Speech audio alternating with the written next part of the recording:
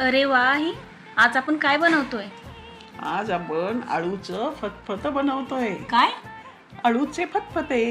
अवचे फतफते अशी डिश आहे? मी तर समजते की अशोक सराफ फक्त हसायसाठी सांगतोय. आळूचे फतफते. अगं खरंच ती खूप हेल्दी डिश आहे. काल दादानी आपल्या पर्सातली हिरवीगार पानं आणली ना आळूची, तेव्हा मी ठरवलं की उद्या सकाळी नक्की आपण आळूचं फतफत करायचं. ती पानं स्वच्छ धुवून घेतली.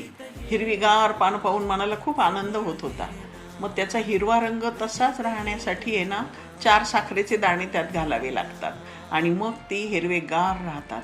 ते थोडे शिजवून घेतले कमी पाण्यात की थंड करायचे आणि मग त्यामध्ये डाळीचं पीठ मिक्स करायचं, थोडंसं चांगलं हटवून घ्यायचं आहे आणि मग एकजीव झालं की फोडणी करायची. फोडणीसाठी जास्त तेल वापरण्याची गरज नाही. हिरव्या भाज्यांना आहे ना खूप कमी तेल वापरायचं असतं असं माझी आजी म्हणायची, गरजच नाही. आणि मग त्या थोड्याशा तेलामध्ये फोडणी करायची आहे. मोहरी, जिरे, हिंग, लसूण आणि हिरवी मिरची याची फोडणी करून घ्यायची. थोड्याशा तेलामध्ये थोडंसं हलवून छानपैकी परतून घ्यायचं आहे. मग त्यात तिखट आणि हळद घालायची. आता तिखट आणि हिरवी मिरची दोन्ही मी का घातलं? माझ्या सुनेला तिखट आवडतं ना म्हणून. तुलाच ग. आणि मग त्यामध्ये भिजलेले शेंगदाणे आणि भिजलेली चना डाळ 2-2 चमचे घातली. ती पण छानपैकी थोडीशी परतून घ्यायची आहे त्यामध्ये. आणि मग ते चांगलं परतलं की त्यामध्ये आपलं थोडंसं मुळात आणि थोडंसं नारळाचे तुकडे घातलेत. ते पण छानपैकी परतून घ्यायचे आहेत त्यात. आणि मग आपलं हटवलेलं जे आळूचं मिक्सचर होतं ना ते मग त्या फोडणीमध्ये टाकायचं आहे आणि चांगलं एकजीव करून घ्यायचं आहे. आता तिथे येतो मोठा ऑथेंटिक तडका.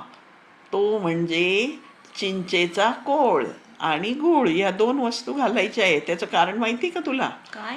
अगं आळूच्या पानांमध्ये ज्या पेशी असतात ना त्या पेशींमध्ये सॅलिसिलिक ॲसिड आणि ऑक्झॅलिक ॲसिड असतात. तर त्या ऑक्झॅलिक ॲसिडचे स्फटिक सुईसारखे असतात. म्हणून आपल्याला आळू खाताना घशामध्ये ते टोचतात आणि खाज येते. चिंचेच्या कोळामध्ये ना टार्टारिक ॲसिड असतं, त्यामध्ये ऑक्झॅलिक ॲसिडचे स्फटिक विरघळतात. बाकी कशातही विरघळत नाहीत. म्हणून चिंचेचं पाणी त्यात थोडंसं चिंचेचा कोळ घालायचा आहे आणि आंबट लागू नये म्हणून चवीपुरता गूळ घालायचा. आणि मग घशाला खाजत नाही आणि एकदम ऑथेंटिक चवीची पौष्टिक हेल्दी अशी आळूची भाजी तयार होते. त्याला म्हणायचं आहे आळूचं फतफद. आता आवडलंय ना तुला? तर लाईक आणि शेअर करायला विसरायचं नाही.